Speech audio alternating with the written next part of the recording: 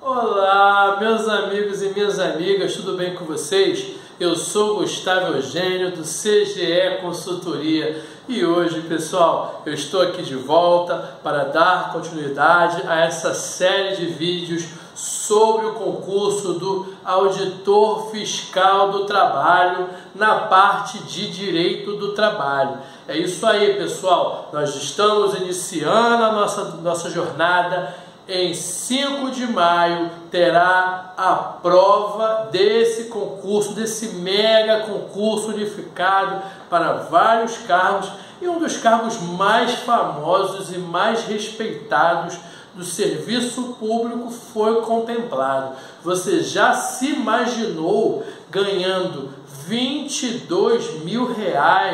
Isso aí, pessoal, visualize isso. E olhe e veja se esse é o seu sonho, o sonho do serviço público, o sonho de ser auditor. Eu estou aqui com você, ajudando você, estudando Direito do Trabalho para você passar nesse concurso público. Mas antes de mais nada, pessoal, eu peço para que vocês acionem o sino de notificações para que você receba semanalmente esse conteúdo. Peço também que vocês dêem um like nesse vídeo e que também compartilhem esse vídeo. Seja colaborativo, seja contributivo, porque muitas vezes o seu amigo, a sua amiga, a sua prima, alguém que você conhece, deve estar se preparando para esse concurso público e quem sabe esse conteúdo ajude essa pessoa a passar nesse concurso público. Pessoal, hoje eu vou conversar com vocês sobre a parte da Constituição da República. Para falar a verdade, pessoal, eu tinha dito para vocês que iria começar falando de direito material do trabalho, mas sempre vem na minha mente o seguinte: não adianta eu saber direito material do trabalho, ser expert, doutorado em direito material do trabalho, se eu não conhecer a Constituição da República. Essa é a grande verdade. E dentre tantos outros temas que nós encontramos na Constituição da República, nós encontramos alguns assuntos, alguns artigos afetos ao direito do trabalho. E por mais que isso seja ligado ao direito constitucional, quem disse que o examinador da banca não vai colocar, por exemplo, assuntos ligados aos direitos dos trabalhadores na parte da prova específica de direito do trabalho? Ele pode colocar num outro ponto, como pode colocar aqui. É assunto afeto ao direito do trabalho. Quem te disse que ele não vai colocar? Então, não custa nada a gente dar uma pincelada em 2 ou 3 artigos aqui, só para você perceber. Por quê, pessoal? Você sabe, você que estuda direito, você sabe que a Constituição da República é o topo da nossa normatização jurídica. Seja a CLT ou qualquer outra lei, ela sempre estará abaixo da Constituição da República. A CLT, ela tem que estar de acordo com a Constituição da República. Então você precisa conhecer. E quando nós falamos de concurso público ligado à área de direito do trabalho, à área trabalhista, olha só, você tem que, pelo amor de Deus, dar uma olhada primeiro no artigo 7º da Constituição da República.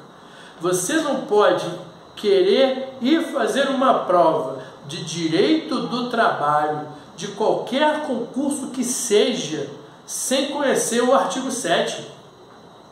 O que fala, pessoal? O artigo 7º. O artigo 7º é aquele que fala lá, direitos do trabalhador. É direito do trabalhador. salário mínimo, FGTS, seguro-desemprego, hora extra de no mínimo 50% quando ultrapassada a jornada de trabalho. Perceba que eu falei no mínimo 50%. A Constituição da República, ela garante o mínimo. Nada impede, por exemplo, que uma convenção coletiva, como eu já vi acontecer mais de uma convenção coletiva de trabalho, conceder 60%. Por que não? Adicional noturno de no mínimo 20%. Intervalo para descanso e refeição, o famoso intervalo intrajornada. Participação nos lucros. O artigo 7º, eu falei de convenção e acordo coletivo aqui, eu falei de convenção coletiva. O artigo 7º fala reconhecimento dos acordos e convenções coletivas de trabalho.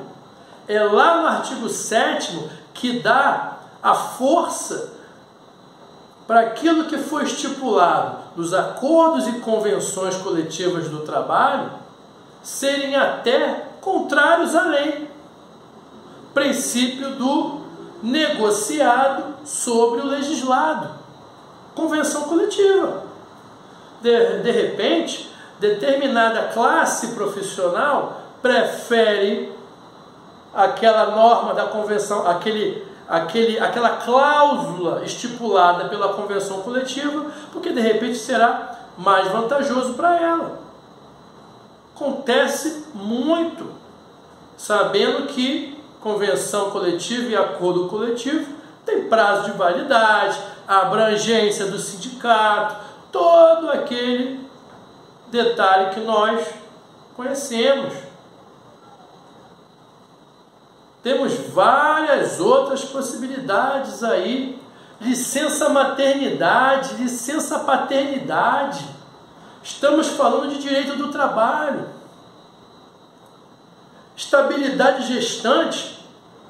Olha só, outra coisa. Quem te disse que o legislador, ou melhor, o examinador da banca, do concurso, não vai falar lá de estabilidade gestante, prevista lá no artigo 10º, inciso 2, a linha B do ADCT, Atos das Disposições Constitucionais Transitórias. Até hoje é o que está valendo. É transitório desde 1988. Teve alteração, fica atento. Recentemente, inclusive, eu falei nos dos últimos vídeos, teve uma ação direta de inconstitucionalidade por omissão, na qual o Supremo Tribunal Federal, sob a relatoria do ministro Barroso, entendeu que havia realmente uma omissão legislativa. Isso que eu estou falando da licença paternidade, está lá no artigo do ADCT, e estava silente ali. Nunca teve uma lei, deveria ter sido criada uma lei, e até hoje não foi criada. Então, olha só, assunto recente, tá, pessoal? De 2023, finalzinho de 2023. Concurso público adora isso, adora. Poderíamos falar aqui várias outras coisas ligadas ao artigo 7º. Mas olha só, ultrapassado esse artigo 7º, dá uma lida no artigo 7º, importantíssimo, não sei se vai cair, mas já pensou você perder ponto por uma coisa das mais bobas que é o artigo 7º, enquanto você está gastando essa energia em teorias e conceitos altamente complexos, às vezes ele vai para esse lado aqui. A gente nunca sabe o que o examinador da banca ele vai colocar, o que a banca vai te perguntar. Às vezes ela faz perguntas indiretas, além do artigo 7º, pessoal, eu não me sinto confortável de falar de concurso público ligado a direito do trabalho sem falar do artigo 114. Por mais que, teoricamente, o artigo 114 seja um tema de processo do trabalho, quando nós falamos sobre competência da Justiça do Trabalho, compete à Justiça do Trabalho processar e julgar aquele tipo de ação, ações ligadas à relação de emprego, todos aqueles incisos lá. Fala de dano moral, por exemplo. É no artigo 114 que foi recepcionada o dano moral, que foi recepcionado o julgamento, a possibilidade de pedir dano moral na Justiça do Trabalho. É direito material. A competência para julgar dano moral é competência trabalhista, processo do trabalho. Mas dano moral é direito material, oriundo lá do direito civil e muito utilizado há muito tempo pelo direito do trabalho. É um estudo de direito material. Coloca-se dano moral no direito do trabalho. Então, por que não você estudar sobre dano moral ligado ao direito do trabalho? Mas não foi nem por isso que eu quis colocar esse artigo 114. Eu coloquei ele porque, com base no artigo 114, inciso 7º da CLT, compete à Justiça do Trabalho processar e julgar as penalidades administrativas aplicadas pelos órgãos fiscalizadores. Auditor fiscal do trabalho vai lá, como eu disse na aula passada, em loco, na empresa, verifica a irregularidade. Geralmente ele dá até um prazo para a empresa se manifestar, um prazo para a empresa se adequar. Ultrapassado esse prazo, caso a empresa não se adeque, se o auditor fiscal do trabalho achar que é devido, achar que é adequado, ele vai aplicar um auto de infração, o temido e famoso auto de infração. Por exemplo, foi lá na empresa, detectou que a empresa preenchia os requisitos de obrigatoriedade para a contratação de jovem aprendiz ou de PCD, aquela quantidade mínima prevista na lei, e a empresa descumpre isso e não explica o porquê desse descumprimento.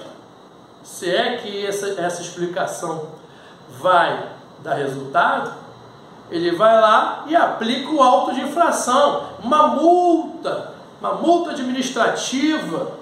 Estamos aqui falando, por exemplo, das ações afirmativas, né? PCD, jovem aprendiz, tudo isso são ações afirmativas que o poder público ele deve atuar para minimizar o prejuízo histórico que alguns cidadãos sofreram no decorrer dos anos pela sociedade. Então, quando tem esse auto de infração, que muitas vezes pode ser uma multa administrativa de R$2.000, R$200.000 ou R$2 milhões, por que não? Acontece. Não pense que não acontece, porque acontece. Você acha que a empresa vai ficar calada? Vai ficar quieta nessa multa de 2 milhões, ou de 200, ou de 500 mil reais? Claro que não. Ela vai entrar com uma ação anulatória de auto de infração. Ação anulatória. E quem vai julgar essa ação anulatória, que é para anular esse auto de infração? A Justiça do Trabalho, com base no artigo 114, inciso 7º da CLT. Sempre lembrando que a Justiça do Trabalho ela só poderá anular esse auto de infração se esse auto de infração violar o princípio da legalidade. Se ele for ilegal, a Justiça do Trabalho só vai se meter nesse assunto se tiver ilegalidade. Porque você deve saber muito bem, nós estamos falando de direito do trabalho, mas nós vamos conversar sobre auto de infração, que é um ato administrativo. Não tem como você fugir do direito administrativo. O ato administrativo goza de conveniência e oportunidade. Se o auditor fiscal não cometeu nenhuma ilegalidade, não vai caber à Justiça do Trabalho anular ou revogar esse auto de infração, não. Se o ato foi legal, só quem pode anular, só quem pode revogar é o próprio órgão administrativo que aplicou o auto de infração, sempre com base no famoso ato discricionário. Ato discricionário é aquele ato que goza de conveniência e oportunidade. Então você já percebeu que o artigo 114 é muito importante. E para terminar aqui, mas não menos importante, já que estamos falando de ilegalidade do ato administrativo, ilegalidade do auto de infração, talvez a sua petição inicial tenha como base, dentre outras normas, dentre outras bases legais, o artigo 37, o famoso artigo 37 da Constituição da República. O artigo 37 da Constituição da República, pessoal, no concurso público, eu particularmente falo assim, nossa, eu estudo tanto ele e ele cai tão pouco. Mas quando ele cai eu não posso errar. Quando eu digo que ele cai pouco, é porque ele já caiu demais. O artigo 37 é o que rege o serviço público no geral e principalmente ele rege a proteção de nós cidadãos contra as ilegalidades do serviço público. Se você não percebeu, o artigo 37 é o que nos protege. E por mais que ele não caia toda hora, que às vezes ele não cai toda hora porque já é um artigo tão batido, mas tão batido, que às vezes o examinador fala assim, cara, não vou botar esse artigo 37 de novo não, não vou dar essa molezinha para ele não. Por mais que o artigo 37 seja gigante também, não é tão molezinha assim, né? Mas se nós estamos falando de ato ilegal do serviço público, de um órgão público, como é que eu não vou falar do artigo 37, do princípio da legalidade, quando o órgão público ele tem que atuar conforme a legalidade? Se o auditor fiscal ele aplica uma multa contra a lei, ele está violando o princípio da legalidade previsto no caput do artigo 37. Quer ver outro exemplo aqui? Já pensou se esse auditor fiscal ele é inimigo do dono da empresa e aplica aquele auto de infração só para sacanear, porque ele odeia o dono daquela empresa, ele trabalhou naquela empresa e ele acha aquela empresa a pior empresa do mundo, merece todas as punições possíveis. Ele estará violando ali o princípio da impessoalidade. O órgão público, a administração pública, seja ela direta ou indireta, nós estamos falando de Ministério do Trabalho e Emprego, então é administração direta, ele tem que ser impessoal, ele tem que estar de acordo com a lei e legalidade, ele tem que ser impessoal, tem que ter a moralidade, tem que ter a publicidade, como qualquer ato administrativo deverá ser público, salvo as exceções previstas em lei, tem que dar publicidade desse ato através dos órgãos competentes e, por fim, eficiência. São esses aqui os princípios explícitos no artigo 37 da Constituição da República. Também temos os princípios implícitos, que eu não vou aqui entrar em detalhes, porque isso aí é assunto de direito administrativo, mas eu achei muito conveniente nós falarmos sobre isso. Pode ser que caia, pode ser que não caia. Nos últimos tempos, os concursos públicos eles têm estado muito rigorosos, interdisciplinares. Então, quem me diz que ele não pode fazer uma brincadeira aqui de afirmativa ou de negativa, por exemplo, de certo ou errado, ou uma vírgula para lá, uma vírgula para cá, ou um sim ou um não, jogando com o artigo 37, jogando com o artigo 114 da Constituição da República, artigo 7 da Constituição também, em seus incisos. Então, antes de nós entrarmos na parte de direito material propriamente dita, temos que ter um pouco dessa noção do direito constitucional do trabalho. Tudo bem, pessoal? Eu espero que vocês tenham gostado dessa aula, gostado desse vídeo. Peço que vocês deem um like, compartilhem esse vídeo e eu desejo a vocês um grande abraço e até a próxima.